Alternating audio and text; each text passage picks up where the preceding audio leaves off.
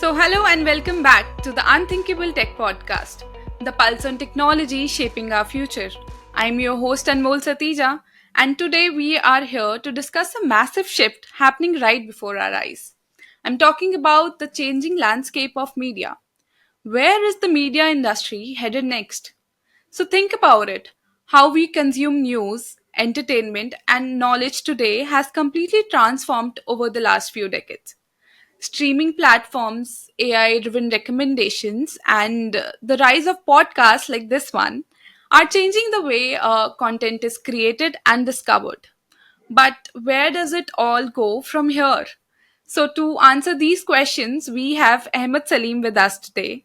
Ahmad is the CEO and co founder of Podyssey, where he's solving one of the media's biggest challenges, I would call it, making podcast content truly searchable and accessible. With experience in nearly 20 startups, expertise in AI and NLP, and even a background in geology. Yeah, you heard it right. Ahmed brings a unique cross disciplinary approach to media innovation. So, what's next for media in this age of AI? Let's find out. Hi, Ahmed. Welcome to the show. How are you doing? Yeah, not too bad, Anmol. How are you? I'm good. Thank you for asking. Emma, so to start off the conversation, I would like to say that it is fascinating to see how media has evolved over time. And we have gone from a point, from starting from print to radio and then to television. And now we are living in this digital first era where content is available on demand, is personalized, and even AI curated, right? But Hmm. what's really different today is the pace of change. It feels like every few hours something is happening and there's a massive shift. Say, for example, streaming disrupted TV, social media reshaped news, and now AI is redefining content discovery. So, from your perspective, what are the biggest forces driving this innovation? Is it purely Uh, technological? Yeah, you can. I guess technology has a large part to play in it. Mhm. Yeah, if you look at any industry where technology has an impact, yeah, like technology often speeds up like the rate of change. So media obviously is an industry or an entity that has had quite a lot of technological change. Yeah, you like if you look at movies, like movies are about 100-year-old phenomena, really, like commercial movies. And if you look at how they were made, in the 1920s compared to what they're made now, yeah, it's completely different. Yeah, the advent of computers, the advent of how you could do, what is it, computer graphics, and the way you could do certain things on that. So I think all of that's changed. So I think technology is definitely one. The other, I guess how technology impacts on social, economic factors, I think that's changed as well. Um, yeah, I guess if you wanted to watch a movie in 1950s, you had to go to a movie cinema, which meant that you had to live in a city that had a movie cinema. Right now, I guess everyone has a smartphone, so the way that you can push the content onto a consumer has changed Mhm. fundamentally in the way that I guess a media organization can. So I think technology definitely, like the technology as in the way the media is created, I think has changed. But I think the way that consumers can consume media through technology or social or economic factors has changed as well. That's interesting breakdown, Ahmed, and you are absolutely right. Of course, there are multiple factors involved, and another thing would be that our attention spans has also taken a hit, right? And Yeah. we have gone through, sitting for long form of content, and then just now s- skimming through short videos, 30-second videos, and then also we are, expecting engagement right there. Yeah, I guess like definitely the content length I think has changed Mhm. drastically. I always wonder, is that a function of that we we want to consume shorter content, or is that there's too much content so we can't consume everything that we want to consume? Mm-hmm. Yeah, like I'm not sure which came first, right? It's like a chicken and the eggs scenario. Like, is it because we are so attention deficit that we can only consume 3 minute clips, or Mm-hmm. is it that we wanted to consume 3 minute clips? That's why we only consume 3 minute clips going forward. So, but yeah, I think like from that aspect. I guess it's interesting. Like, yeah, there's certain videos that have done really well, or like video as a format, I think has done well from short videos. The rise Mm-hmm. of TikTok and Instagram, I think, has definitely been in that Mm-hmm. kind of sphere. But then there's certain podcasts that have done really well being long form. Arguably the Yeah. world's most popular podcast, Joe Rogan, is Yeah. incredibly long form, and yet Yes. people still consume that. Mm-hmm. So I think like our attention, I guess I'll flip the argument around to say that I think our attention has uh, become a commodity, a valuable Mm-hmm. commodity. So hence, we only want to give it up for things that we find interesting. So whether that's Mm-hmm. short form or long form. So I think we Mm-hmm. may be becoming more guarded with how we exercise our available time in that sense. Yes. Yes. Definitely.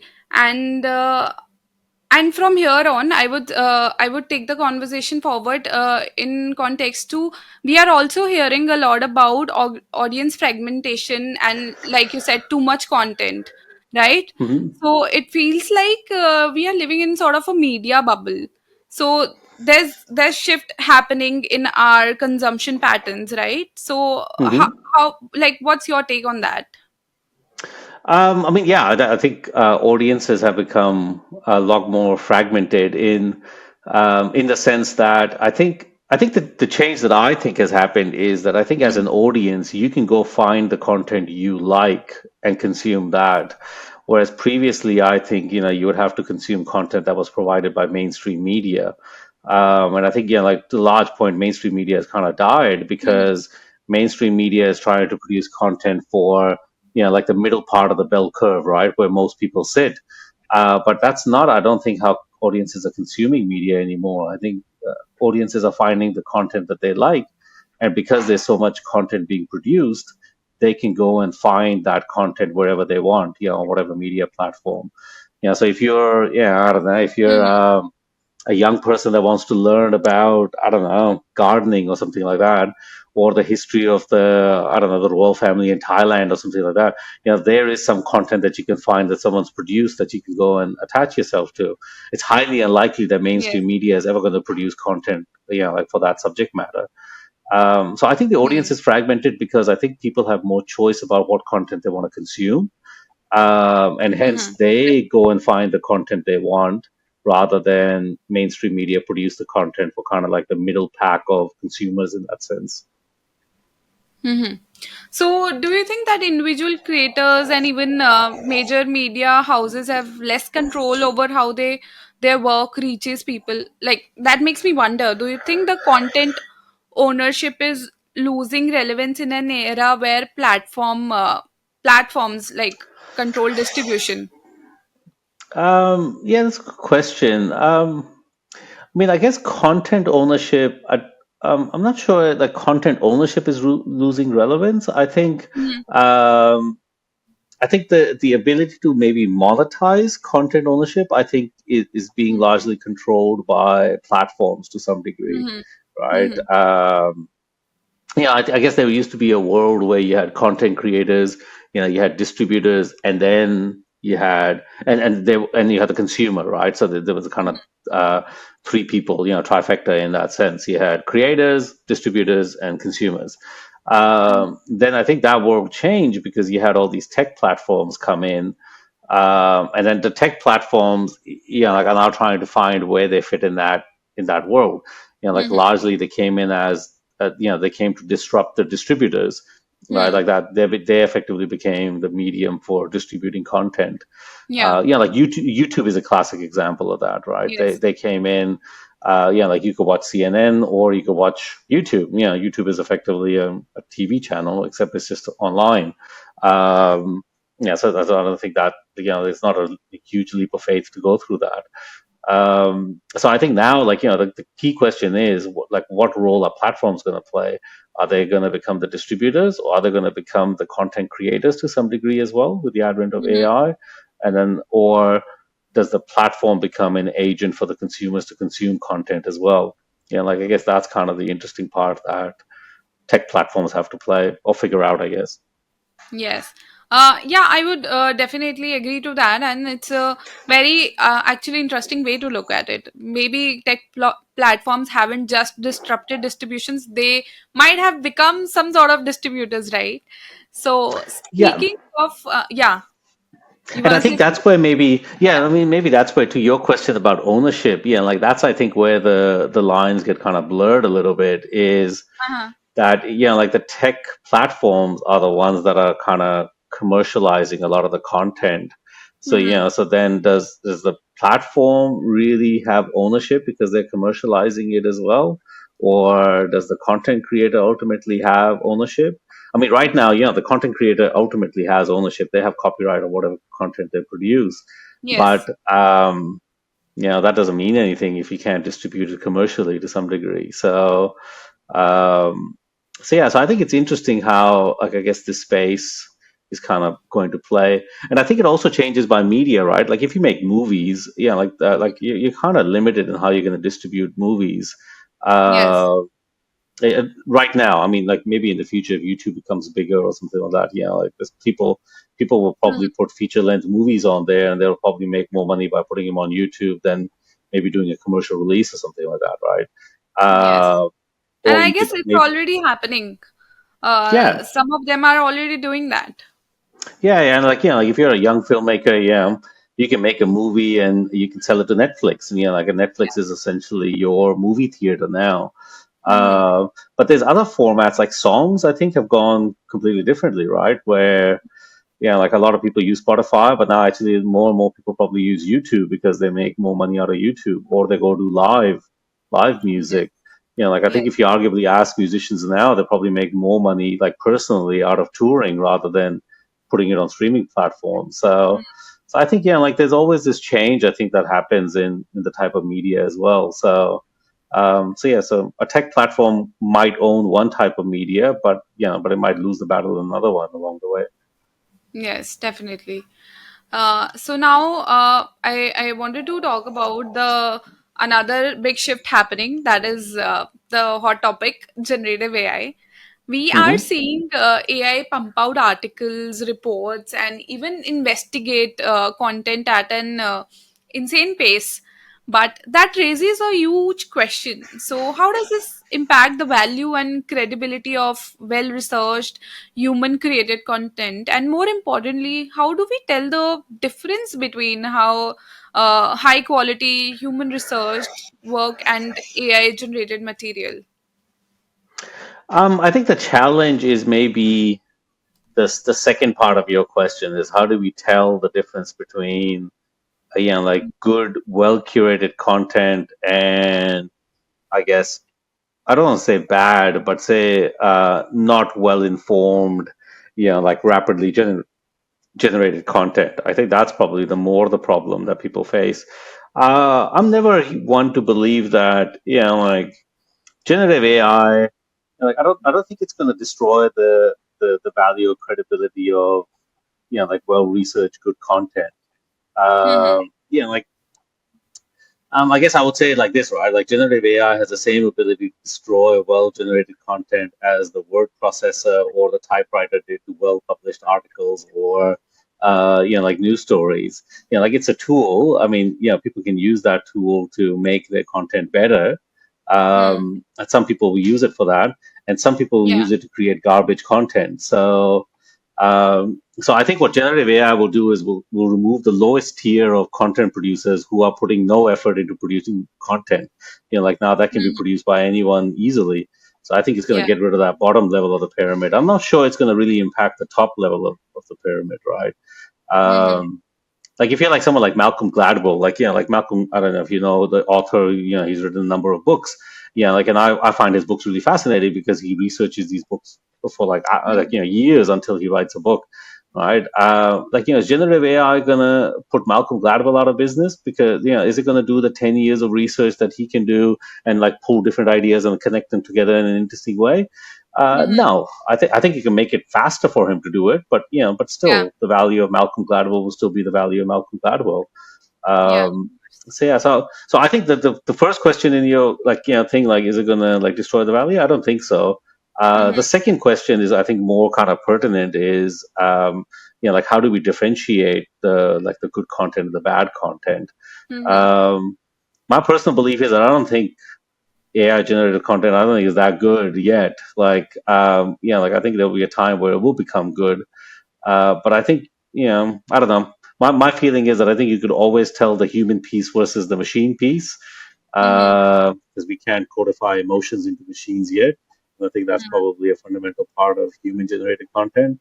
Mm-hmm. But yeah, and anyway, I'm happy to be. Yeah, we could listen to this podcast in, I don't know, 20 years, and I'll be wrong about that because we'll have robots that exhibit emotions. But I don't know. I think that's the challenge, is telling the difference, I think. I believe that's a really balanced take, Ahmed. But like any tool, it is only as good as the person using it, right? Yes. So the real challenge is making sure we do not let AI generated content dilute credibility, especially when Yeah. it comes to accuracy and emotional depth. Like you just said, there's Yeah, I think the challenge that we talked about, yeah, like you yeah. asked the question of attention span, and I think that's maybe where this conversation is more pertinent.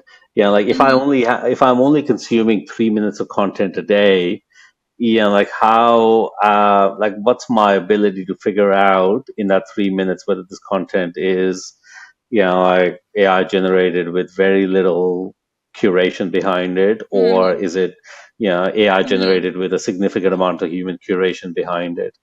That, I think, is probably the challenge in Mm-hmm. our attention deficit world, that we will just buy whatever we see without understanding what's the basis behind it. Yes. So this also brings me to my next question. So there's even a bigger concern. AI isn't just creating articles or reports. It is also creating deep fakes, synthetic voices, and Yep. misinformation. So fake media is getting kind of a scarily realistic, I would call it. So how is Yeah. this impacting the industry? Yeah, I mean, I think that's also, I think that's quite a pertinent challenge, in that the more realistic this content becomes, the harder it is for the consumer to figure out what is real and what is a deep fake, right?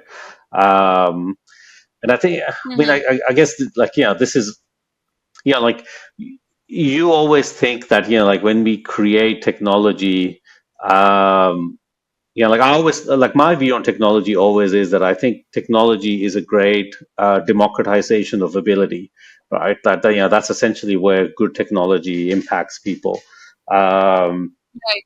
like, if you think of like any kind of machine, right? Like, like, look at white goods. Like, white goods are, I guess, a good example. Like a fridge, like, refrigerators, washing machines, all this type of stuff.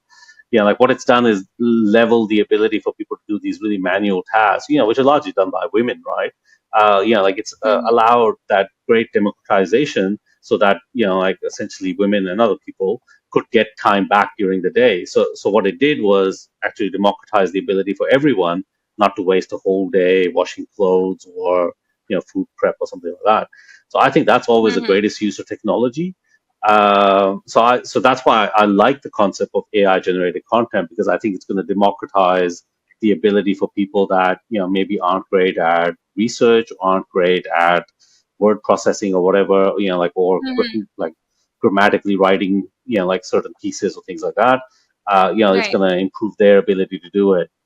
But I also Mm-hmm. then understand that people are attacking the other end of it as well, where they're making these deep fake, highly credible looking content, just to Yeah. kind of subvert people's views and opinions. Yes. I think that's a challenge. I mean, it's something that I find quite difficult at times as well. Like, like, I'll listen to something, and then, like, if it seems to be quite controversial, like, I Mhm. often have that same feeling to go, well, did I just consume something legitimate, or did I just consume something, fake, or, like, kind of nefariously created?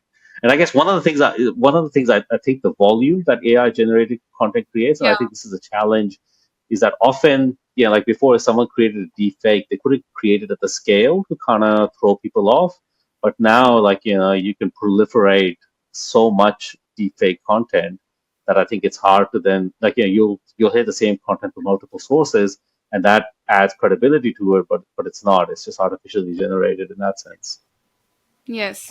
Yeah. And of course, misinformation has always been there. It isn't new. But Yeah. now, yeah, we do have better tools to fight back also. We, of course, through social media also, now we can, confirm whether it's fake or it's real. There are also options for that too. Yeah, and I think I mean I always take the view that like if you generate a lot of AI content in media, particularly, and Mm-hmm. we destroy the credibility kind of component or the credibility kind of relationship with consumers, then I think consumers will just go consume a different type of media. Like what they might do is they might go and start listening to people give speeches again. Like maybe we'll go back to that advent. So maybe people won't consume their media through social media because we have Mm-hmm. devalued the transaction of media through social media. Mm-hmm. Maybe they'll go back to listen to people talk, like in halls or whatever, right? Like give speeches and things like that. Because it's hard to fake that stuff, right? Like if I went to listen to you give a talk, it's highly unlikely that someone could have faked, like you being there and the way you talked and blah blah blah. Um, so I think maybe like every time I think we've devalued something like this, I think people have gone and consumed something else, right? In that sense, Yes. maybe that's the natural outcome, is that we'll just stop listening to digital media forms, and we'll just go back to kind of a live media consumption in that sense. Yeah. So, definitely, like it is like one trend leads to another. And my next question is also somewhere related to this one only. So, everybody wants quick and snappy content, like we just discussed, 30-second reels, bite sized news, and instant Hmm. entertainment. So, where does that leave long form of content? You just mentioned that we might go back to uh, hearing out speeches of people actually talking about certain things. So Hmm. was it what exactly is it for in-depth journalism, detailed storytelling, and podcasts like this one? Yeah, I mean, I guess I always have the view that there will always be a place for long form content. Um, because, like, yeah, I mean, depending on the topic, um, like for example, like like I live in Australia. There's a fantastic show here called Q&A. And like the whole premise of the show is that Hmm. it's like an hour long show. And then they like they come up with really controversial Hmm. topics, and people have to debate them, and it's a panel of about six people plus the host, so seven people. And and they pick quite like Hmm. controversial topics, or quite like evolved topics, nuanced topics, like how should Australia deal with immigration? Like say for example. And when you actually go watch the show, like one of the reasons why I think that show somewhat struggles is because like you take this one topic, and it's not the only topic you talk about in an hour. You'll talk about maybe six different topics. So for each topic, you probably have 10 minutes, like in real time, to talk about, so you can cover all of the topics. Now, if you take out ads or something like that, you probably got 8 minutes to talk about these topics, and in those 8 minutes, you got to have Hmm. seven people talk about them. So like in essence, everyone has about a minute to talk about this topic. Right now, it's pretty hard to make a nuanced argument about should Australia have more immigration or less immigration in 60 seconds.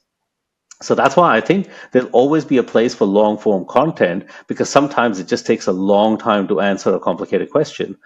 So I think long form will always be Hmm. around. Right. Right. The problem I think with long form is that because there's so much long form content being created, like you can create a 3 hour podcast the same as Joe Rogan can, right? But and so can everyone else now. Now, not to disparage different content creators, but like Joe Rogan probably has a certain research team, and you can pull certain people in, and they can have like a more nuanced conversation. And like if I produce a 3 hour podcast, I'm not sure I could get it to the same level as Joe Rogan in the guest and the content, right? So now, how do I, as a consumer, without knowing anything about Rogan, you, or my podcast, how do we consume that content without knowing what level, what level of content I'm going to get back?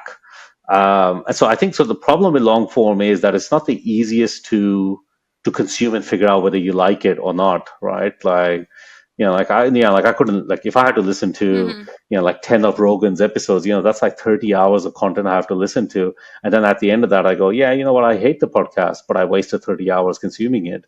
Um, so I think that's where short form, I think my feeling is that that's why we like short form. It's kind of like the trailer to a movie. If I like the trailer, I'll watch the movie. If I don't like the trailer, I won't watch the Mm-hmm. movie.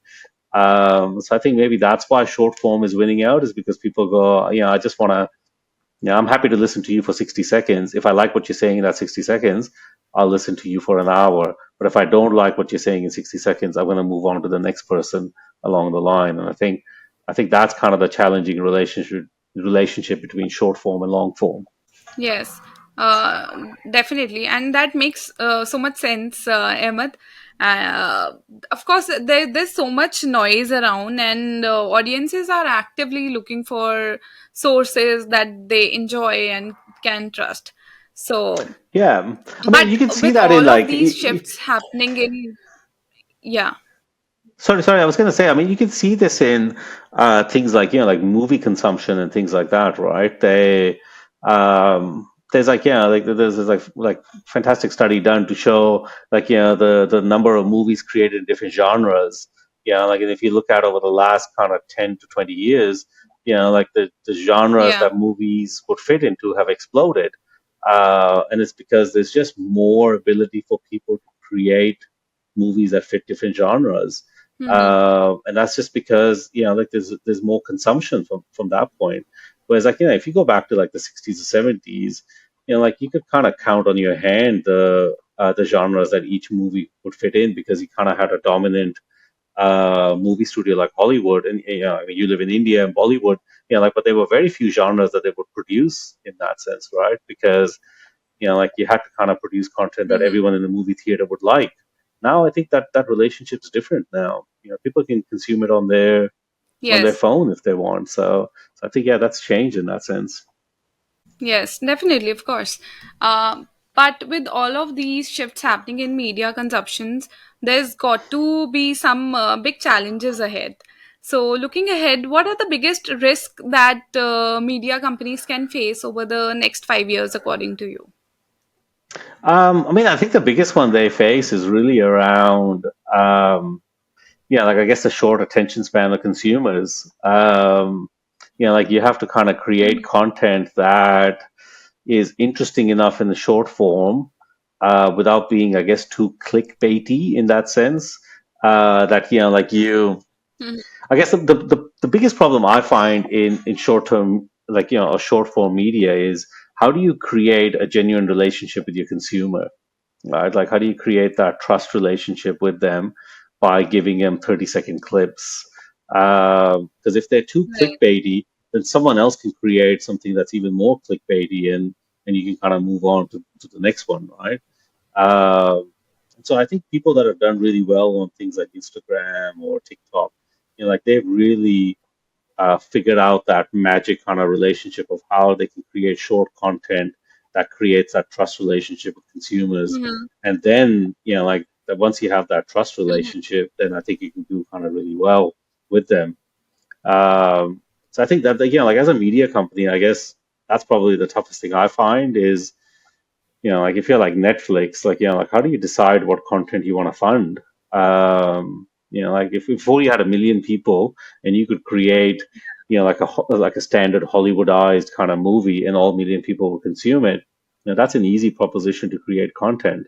But now all of a sudden, if what like out of those million people, you have 10,000 different kind of clusters of what people want.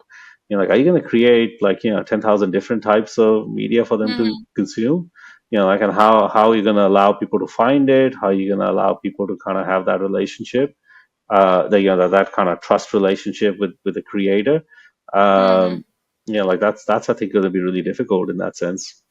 And then I think there's other things like which have always hung around in media is like like how do you compete against like plagiarism? How do you compete against like authenticity of content? Like if you're creating like if you're Yeah. largely using AI to create this content, like did you put anything?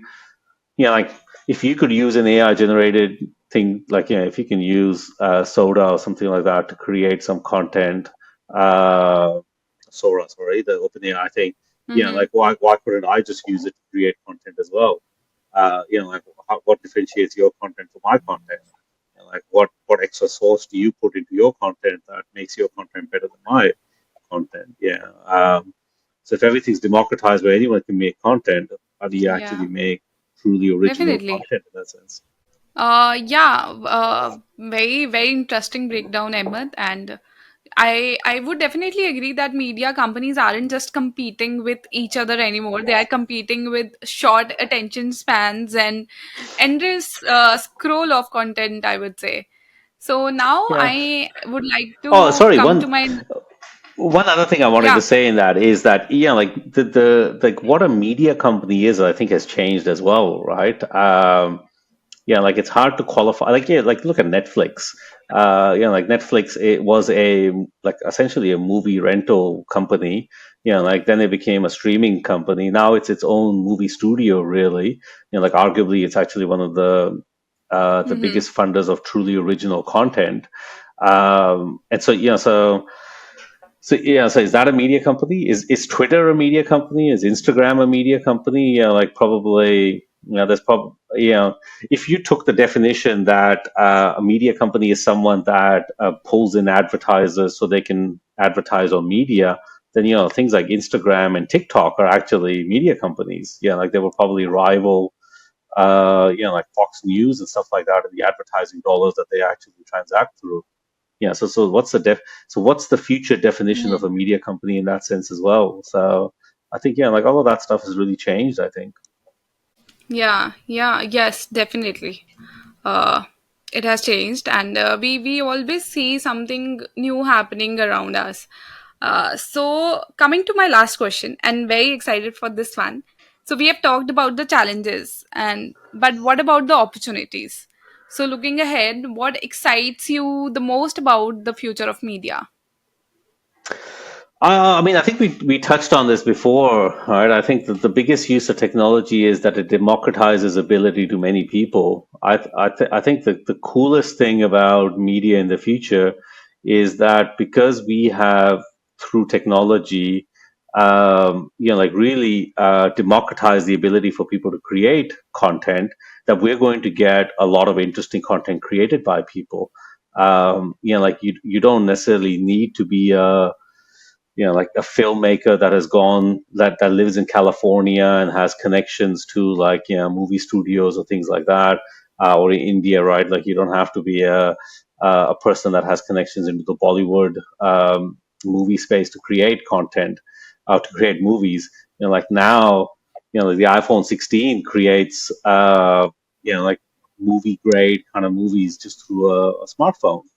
Right? So I think the Yeah. ability for people to create their own content is going to Mm-hmm. explode, and I think that's cool. Like, someone living in Nairobi can create just as good content as someone living in Los Angeles. So I think that's going to be a really cool world to live in, where we're going to get much more content. We're going to get quite a lot more diverse level of content as well. And the cool thing about art is the more voices contribute to art, the more interesting art becomes. So I think it'll be interesting. That's going to be the space where anyone with like an iPhone or a smartphone can actually make pretty good media. And, like and then as a consumer, you can consume it. I think it'll be a fascinating world.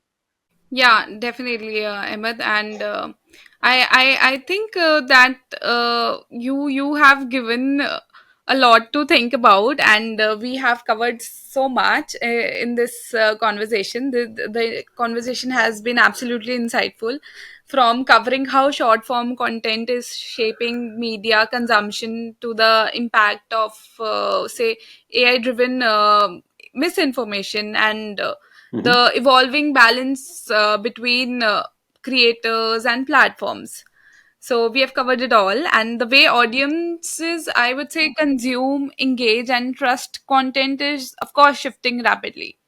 And maybe on a concluding note, I can say that the companies that fail to adapt will struggle to stay relevant somehow. But as we discussed, it is not all doom and gloom. There are incredible opportunities for creators and media brands to embrace innovation, AI, and the changing behavior. So, Emma, thank you again for your time and for sharing your valuable insights. Thanks a lot for having me, Anmol. This is great. Hopefully you got hopefully you got as much out of the conversation as I did. So it was great. Yeah. And to our listeners, if you enjoyed this conversation, don't forget to subscribe, share this episode, and we have got a lot more thought provoking discussions lined up for you guys. So stay tuned for the next one. Till then, thank you and keep listening to the Unthinkable Tech Podcast.